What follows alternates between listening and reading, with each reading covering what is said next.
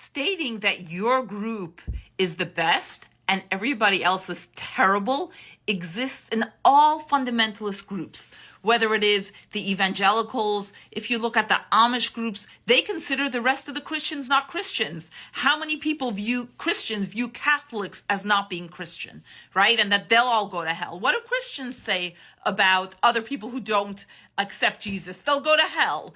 And it's fascinating the way people will pull out things that it says in the Talmud or misinterpret, or even if they interpret it correctly. Do you know how few Jews actually believe in the divinity of the Torah, that it was actually given by God to Moses in the literal sense?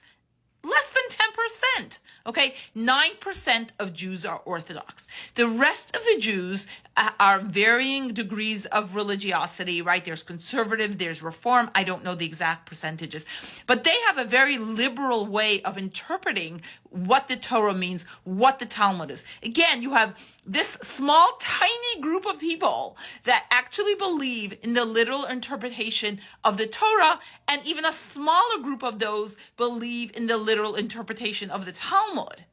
But again, all fundamentalist groups, all of these groups believe the same thing. Just like, Muslims in their extreme groups will also believe that everybody else is gonna, get destroyed or burnt. It's such a common thread. And it keeps on being pulled out against Jews as if, most Jews believe in the literal translation of the Talmud. Even many Orthodox Jews, see the Talmud as a compilation of conversations that rabbis had, and that not necessarily kind of the divine word of God. Again, there's a small group that does believe in the literal interpretation. So let's put this in perspective.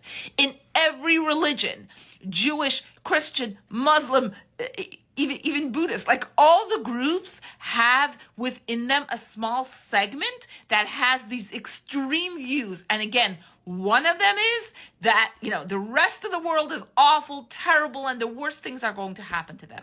This is not unique to the Jewish world.